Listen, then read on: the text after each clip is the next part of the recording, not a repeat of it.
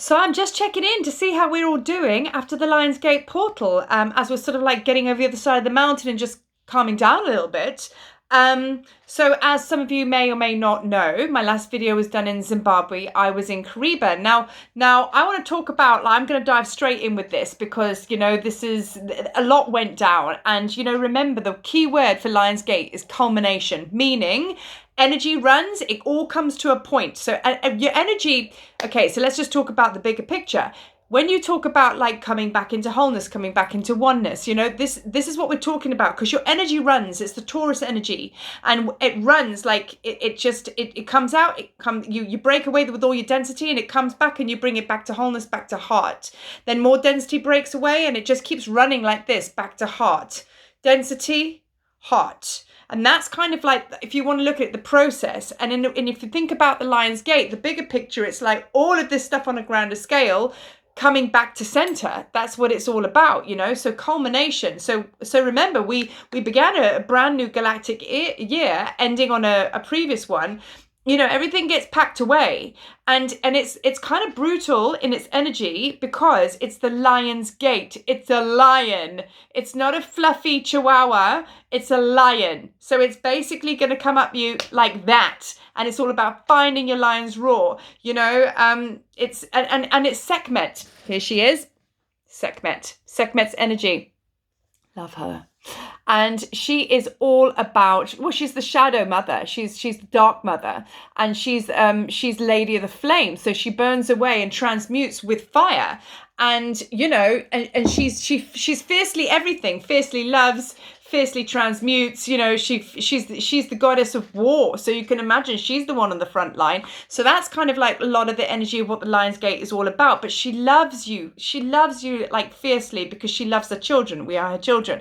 So that's the energy of it all. And it really is a time of the year that you get stuck right into that. And yeah, your life gets flipped upside down, just like the Fresh Prince says, and it's like, just going back in time to one of my favorite shows, but yeah, you understand, it's like it is chaos, and where there's chaos there's growth, and that's what you want, because you certainly don't want to be plodding along like same old rhythm, so many of you would have felt that. We all felt that. I went back, as I say, like 10 years. I went to my experience with the Lion's Gate, which may be the same for a lot of you, is experiencing old stuff. I flew back to Zimbabwe to be with my husband, and I remember sitting in a scenario just going, well, this is like 10 years ago. Why are we locked in like to this energy and doing what we needed to do in 10 years ago vibes, which is very strange to me. But obviously me and my husband were twin flames. There was stuff that we needed to understand. So it wasn't just about my own personal journey. It was to do with my twin flame journey, which is my personal journey, but / his as well, so that was very powerful for me. So there might have been similar aspects to your experience of actually being thrown way back, going, well, what is all this about? But remember, it's culmination. It's got to come from back there. What needs to go needs to go. So there's going to be stuff that's going to be dragged all the way back there, put in front of you, and gone, hey, what do you think of this? And then that's when it needs to be transmuted. So it is a little bit discombobulating. You're all over the place. There's stuff coming at you. And we all experience the Lion's Gate in different ways. So now flashing forward to kind of like when we get, the peak was supposed to be on the 8th, right? So the 8th is when it's really, really at its most potent, right? And then you kind of come off the other side and it starts to fizzle out a little bit. My very good friend, I landed 11th and 12th of August, right? Think about what was going on for you then. So the 11th and the 12th was very, very, very powerful for me. I felt the energy on the 11th and the 12th even more so. And I also got very, very sick because the Lion's Gate was actually measured and its energy peaked at that time, not on the 8th, it peaked at that time. And then when the light comes in, because there's a massive influx of light, it's got to come in from the cosmos in all directions. It's got to come through your energy field as well and through your physical body. So it hits, it purges. So this can come out in emotion, insomnia, fear, like illness. I was very, very sick. I know a lot of light workers are man down right now because of this flu. Today's my first day out of bed. So, it was a big purge monumentally on every single level. And the third eye was getting activated and just boof, it was blown open. Because when I get a 3-day headache, which I get from time to time when energy comes in, it's activating here, and also as well the chakra at the back where the base of the skull is to where the neck meets. You're going to feel a lot of pain and tension there as well, because there's a lot of light. It's called the mouth of God. It's a lot of light that flows through that part, and it's got to be integrated into the body. And because it's so much, it's like trying to get all this light through a very closed chakra here. So you have to just kind of like, kind of go just roll with it, you know? So there's an awful lot we get battered about around these times, which tells me, which I want to share with you, which I want to share with you, integration and stillness. This is why we need to be super, super still. Certainly not going to be like, right, well, that's Lions Gate then. Let me go off and do a 10K run. No. That's not, I haven't exercised or moved my body. I've been, as you know, I've been an exercise specialist for years upon years. I don't not move my body, and I am not moving. I haven't moved for 2-3 weeks. Can't, don't want to, just can't. Today's my first day that I'm going to go back and actually do that. But gently though, because I do not feel that there is a time that I need to be bursting into action and physically doing things right now. Why? Because I'm integrating, and that stillness needs to be really like embodied so you can actually put everything where it needs to go. Because at the end of the day, why rush through it? Because at the end of the day, what are we doing this all for? We are always doing it to basically expand, be in our heart center, be in our heart energy, in our heart light, wanting to live in abundance and flow and joy and just be happy with what we do, and being in our highest expression, being in alignment with what our soul purpose is.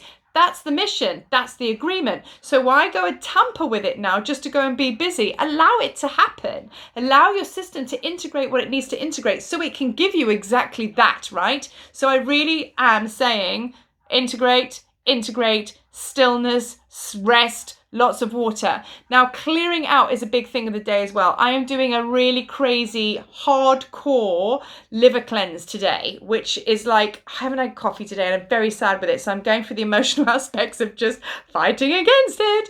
But the stronger urge, more so than wanting to have coffee, is the need to clean my system out. My liver holds, your liver holds anger, frustration, fear, all of that stuff. I need to clean that out. So I have this very, very strong urge that my physical vessel is saying, right, it's time for the grand tidy up. And after that, I'm going to do a kidney cleanse, and I'm going to start to eat a lot better, and I'm going to give my body exactly what it needs.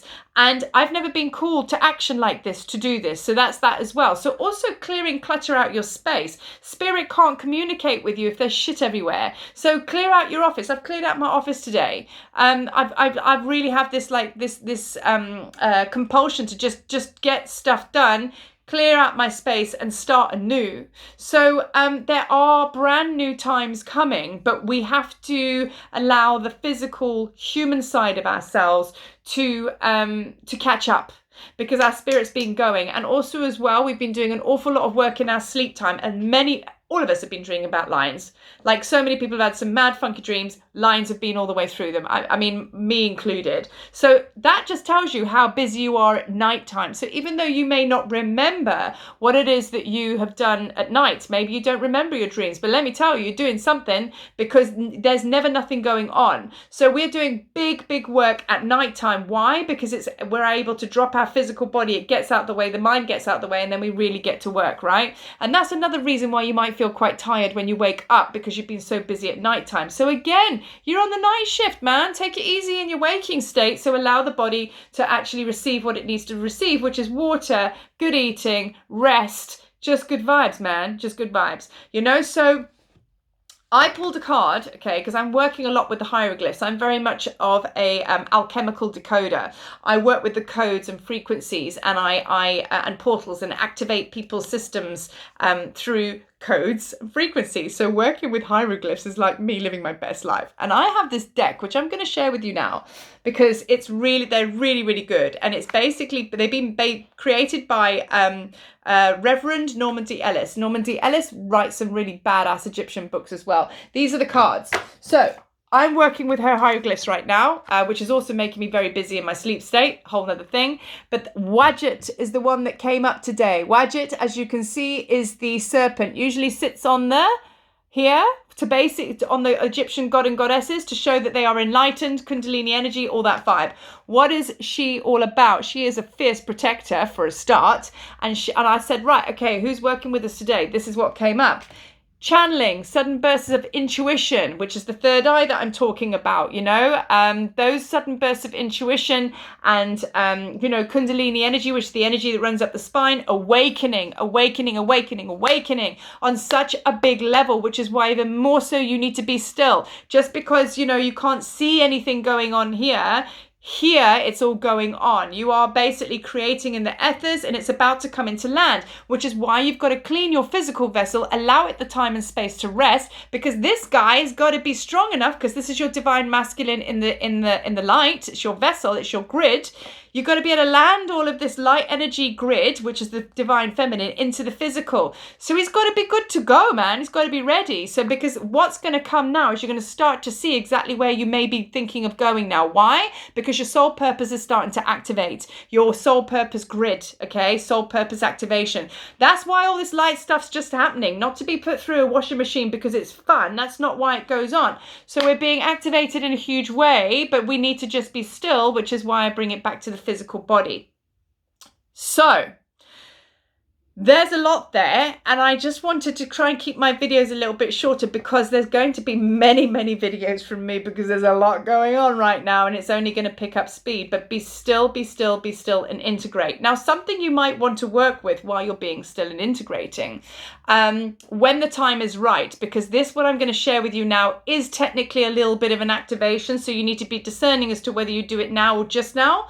But if you are one of these people that's kind of worked through the energy and you feel like, okay, right now I want to have sight on where I'm going and what I'm doing, I have gifted y'all a guided meditation activation. It's a meditation activation. It's an activation. And it's the first time ever I've recorded my shamanic drumming. And you only usually get that drumming when you're in a ceremony in person with me. So it's the first time I've recorded it. There was a lot of stuff that went in the background to do with this recording and how it came to be. So I'm very proud of it, and it's very potent, but it's actually to assist you and guide you to see where it is that you're supposed to be going beyond all of this. And I'm going to put the link in. It's the Tablet of Light audio journey. And then after that, if you feel that you want to discuss your purpose a little bit more deeply and your experience, I'm offering free consult calls. 15-20 minutes, bit of a natter about it, see if I can unpack it for you. And then just to add to that, if you want to unpack it even further, just ping in on your radar as well that there is a Tablets of Light tour in April 2022. You're going to see a lot more of this information coming out because I'm going to start to really share about the creation of my Tablet of Light tour. And my journey in it, which is going to be just hearing about my journey and how I put this tour together, my own journey of darkness, light, expansion. It's been a sweat and tears kind of story, but I think that you're going to relate to it in your own process, because this is me stepping into the fullness of who I am, and that's what you're doing. So my expression is the Tablets of Light tour. So I'm going to be sharing with you a lot of information about this, and I think, not information, story, I think, which I think is going to kind of assist you in going, well, hey, I can do something like that, which is what it's all about, right? So just check in the links below and then go and have a look-see and see what you think. And then hopefully I'll see you on the big screen and we can discuss your Tablet of Light audio journey and see where you're going and where you're at and what you're all about. Anyway, I'm going to stop waffling now, and I'm going to send you a hell of a lot of love and light, a lot. Rest, integrate, enjoy. Better times are coming, much better times, and well done to you for moving through this like a boss. Peace.